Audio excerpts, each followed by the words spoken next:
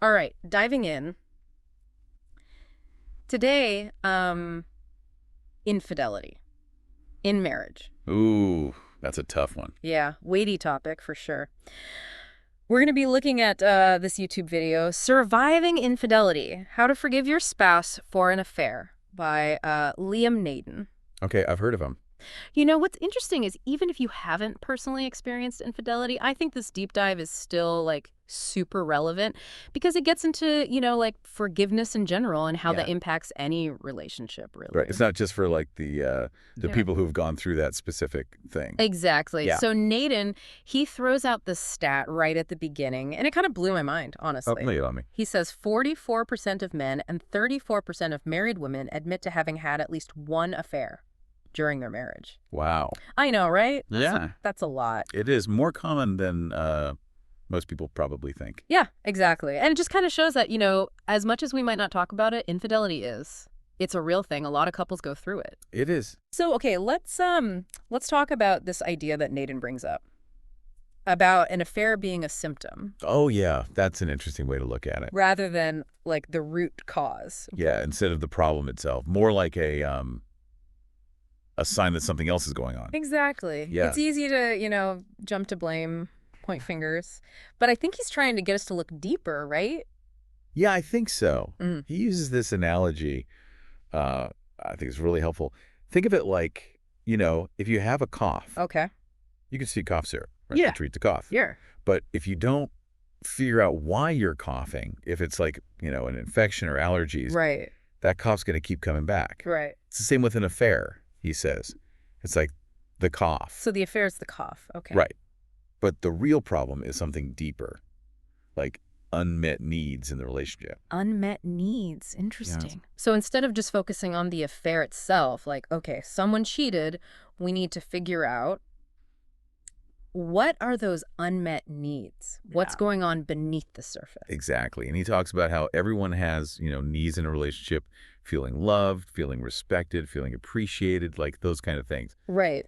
And if those needs aren't being met, well, that's when problems start. Makes sense. Yeah. So, obviously when infidelity happens, there's this like huge emotional roller coaster. Oh, yeah, absolutely. All these intense feelings, betrayal, blame, anger, resentment. I mean, just thinking about it. He's heavy stuff. It is. And Naden doesn't shy away from that. He acknowledges those feelings. Yeah, he's not sugarcoating it.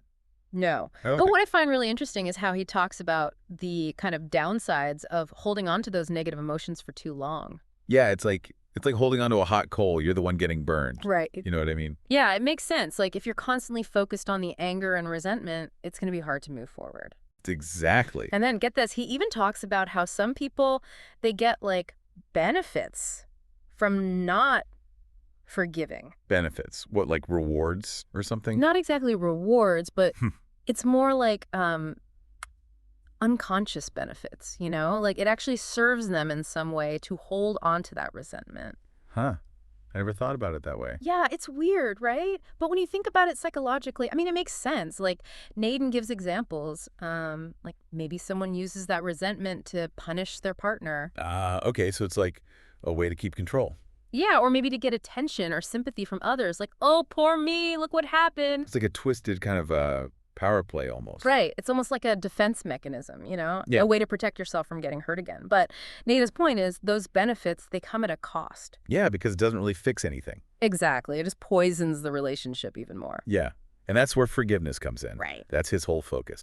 And he has this 7-step process, right, to kind of break it down, make it more manageable. Yeah, he makes it seem less overwhelming, Like it's not just this big impossible thing. Right. So let's dig into those steps. Okay. Step 1, decide to forgive. Sounds pretty simple, but I bet there's more to it. Oh, I'm sure there is. Because Naden emphasizes that forgiveness, it's not just a feeling, it's an actual choice that you make. Right. And he asks these tough questions like, what's stopping you from making that choice? What are you afraid of? And I think that's really powerful, to kind of confront those fears head on. Yeah, instead just letting them fester. Mm. So it's like you're making a commitment to choose forgiveness. Yeah, it's like choosing peace. over Huh. resentment. That's a good way to put it. And then step 2, this one kind of builds on that idea of choosing, weigh the consequences. He's basically saying, okay, look at your life, imagine it with forgiveness, and imagine it without. So like visualizing the different paths. Exactly. And ask yourself, what does my future look like if I hold on to this hurt? And what does it look like if I let go? That's deep. It is. It's like standing at a fork in the road. And you get to choose which way you want to go. And that brings us to step 3. Hmm. But before we get ahead of ourselves, Right. Got to save some for next time. we'll pause here and pick up the conversation in part 2 of our deep dive. Sounds good. You know, going back to what we were talking about before the break, Yeah. that whole thing about benefits from not forgiving, I don't know, it just keeps sticking with me. Me too. It's kind of messed up when you think about it. Yeah, it really is. Like, you'd think forgiveness would be the obvious, like, healthier choice for this. You think so? But the fact that some people actually gain something from holding on to that anger, it just shows how complex this whole thing is. It's not just black and white. There are all these like hidden motivations and stuff. Exactly. And like we were saying, it's not always about being vengeful or wanting to punish the other person. Sometimes it's a way of, I don't know, maybe feeling in control when everything else feels chaotic. Yeah, or maybe it's just easier than facing the pain of forgiveness. Right. Because let's be real, forgiveness is, it's hard work. It's not just like flipping a switch and everything's okay. Totally. It's a whole process. And luckily, Naden gives us like a roadmap, those 7 steps. Yeah, those are helpful, like a guide through the jungle of emotions, you know? Exactly. So we left off on step 2, weigh the consequences, which is all about looking ahead. Right, and like really thinking about the long-term impact of your choices, not just like how you're feeling right now. It's that whole thing about like, okay, if I choose to hold on to this resentment, where does that lead me? 5 years down the road, 10 years. Right, and how does that compare to, the path of forgiveness? Which path leads to a future you actually want to live in? Exactly. Heavy stuff. It is. But okay, let's keep moving. Step 3 is uncover and resolve hurt. And this one seems like where the real work begins. I agree, and I love how Naden keeps things like practical. He gives us this tool. It's so simple, but it's really powerful. He says, just keep asking yourself, I'm hurting because. I'm hurting because. Okay, and keep digging deeper. Don't just stop at the surface level. Keep going until you get to the core of that pain. So it's not just about like acknowledging that you're hurt. Right. It's about understanding, like specifically what thoughts and beliefs are causing that pain. And how those thoughts and beliefs, they might be like connected to past experiences or whatever. Exactly. And then, once you've like unearthed all that stuff, then you can start to like address it, work through it. This reminds me of that analogy, peeling back the layers of an onion. Oh, I like that. It's like every time you ask yourself, I'm hurting because, you peel back another layer and eventually you get to the heart of it. And sometimes you cry, just like with onions. Oh, for sure. There will be tears. But it's also, I think, super liberating, to finally understand yourself better. It is. It's like freeing yourself from the chains of like not knowing why you feel the way you do. Exactly. Okay, so step 4 is seeing your spouse as human. And this seems like it ties into what we were talking about before, letting go of that blame, trying to understand things from your partner's perspective. It is.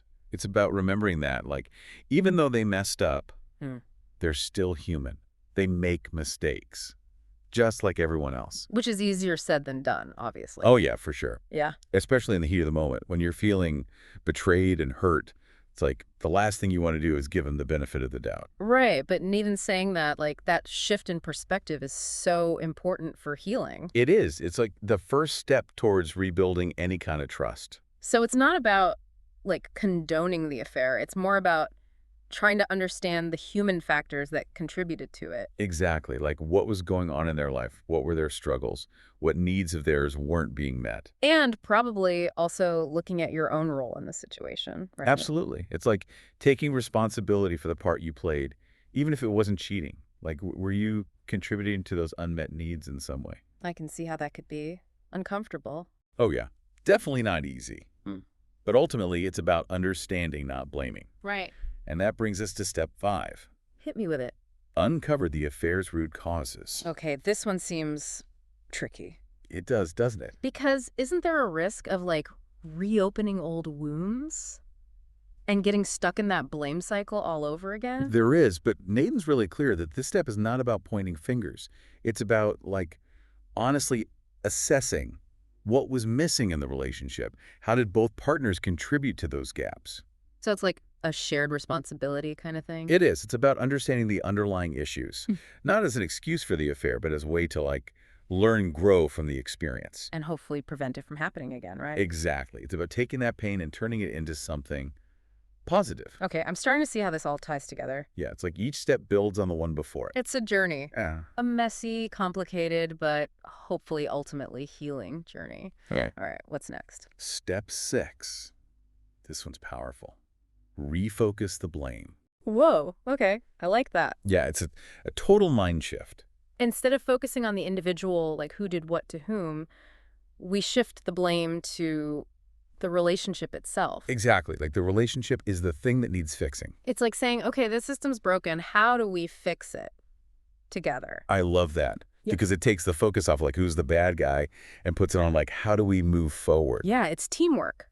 And speaking of teamwork, that brings us to the final step in Nathan's process, the forgiveness agreement. Yes, this is where it all comes together. So it's more than just like saying, I forgive you. Way more. It's about like creating a plan for rebuilding trust and actually moving forward together. It's almost like a contract. It kind of is, but a loving one. Yeah. You know?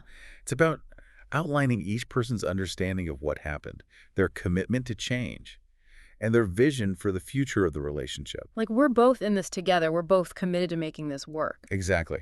And it can be really helpful to put it in writing. A written agreement. Yeah. That way, you know, it's not just words. It's like a tangible symbol of your commitment. I can see how that would be powerful. It is. And it can also help with, you know, accountability. If things start to slip back into old patterns, you can always refer back to that agreement. Yeah. Like, okay, this is what we agreed to. Let's get back on track. Wow, okay. We've covered a lot. From the psychology of forgiveness to the nitty-gritty of creating a written agreement, Nathan's work is really comprehensive. It is. He doesn't leave any stone unturned. But there's one more thing I want to touch on before we wrap up. Honesty. Ah, yes. Honesty, the foundation of any healthy relationship. Especially after infidelity, right? It's like if you're going to rebuild trust, you got to start with honesty. Absolutely. And Nathan, he's not talking about just any honesty. He's talking about radical honesty. Radical honesty. Okay. I'm intrigued. What does that even mean? It means being totally transparent with your partner, even when it's uncomfortable, even when you're afraid of hurting their feelings. Wow. Okay. That's intense. It is. But he argues that, in the long run, secrets and half-truths, they just erode trust even more.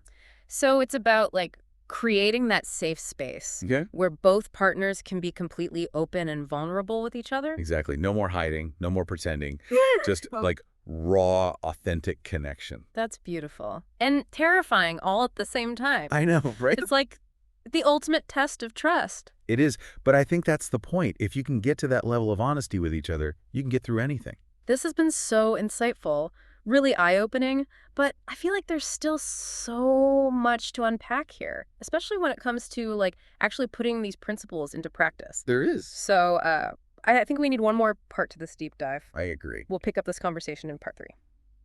So we're back and still kind of reeling from that whole radical honesty thing. I know, right? It's intense, but I think it's also kind of hopeful in a way. Hopeful. How so? Well, because it's like, if you can get to that level of honesty with your partner where you're not afraid to be completely yourself, warts and all. Yeah. I mean, that's a pretty solid foundation for a relationship, right? I guess so. It's just like scary, you know. Oh, absolutely. It takes a lot of courage. But like we were saying before, honesty is like the mortar that holds everything together. Right, right. And Nathan, he's not just talking about honesty in general. He's talking about like this next level honesty, radical honesty. Yeah, exactly. It's about being willing to like really go there, even when it's uncomfortable, even when you're afraid of what the other person might think. But how do you know if you're ready for that? Like, what if you're not there yet? That's a good question. I think it's important to like listen to your gut. You know, if the thought of being completely open and honest with your partner fills you with dread, then maybe you need a little more time. Yeah, makes sense. Maybe start with like baby steps. Exactly. You don't have to go from 0 to 60 overnight. And I guess it's also important to remember that honesty has to go both ways, right? Oh, absolutely. It can't just be one person spilling their guts while the other person keeps everything bottled up. Yeah. That's not fair, and it's not going to work. So it's about creating that safe space, like we talked about before, where both partners feel comfortable being vulnerable. Exactly. It's about mutual trust and respect. And this makes me think back to the forgiveness agreement. Like, isn't that where this radical honesty really comes into play? Totally. Because, I mean, if you're going to create a plan for the future of your relationship, you got to be honest about where you're at Right. right now. About what went wrong, about how you're feeling, about what you need from each other. Exactly. And it can't just be like vague platitudes. It has to be specific, actionable. Like, okay, we both agree that communication was a problem in the past. So moving forward, we commit to having like weekly check-in conversations where we can talk openly and honestly about what's going on. Exactly. And maybe you also agree on like specific boundaries, things that you're both comfortable with and things that are off limits. So the forgiveness agreement, it's like a blueprint for rebuilding. Yeah, like that. It's a way to make sure everyone's on the same page and to hold each other accountable. Because let's be real, even with the best intentions, there are going to be bumps in the road. Oh, for sure. Forgiveness isn't a one-time thing. It's a process. So there might be moments where you like slip back into old patterns or you start doubting everything. Absolutely. And that's okay. It's normal. The important thing is to like recognize it and then, gently nudge yourself back on track. And remember why you're doing this in the first place. Exactly. And it's also important to remember that forgiveness, it doesn't always mean reconciliation. Right, right. Sometimes the best thing you can do for yourself and for your partner is to walk away. It is. Because sometimes, no matter how much you love someone, the relationship just isn't healthy anymore. Yeah. And staying in it would just cause more pain for everyone involved. Exactly. So, forgiveness is about letting go of that resentment, but it's not about like forcing yourself to stay in a situation that's no longer serving you. It's about choosing what's best for you, Yeah, ultimately. it is. And sometimes that means choosing yourself. This has been a lot, Yeah, honestly. I know, right? It's heavy stuff, but important stuff. Super important.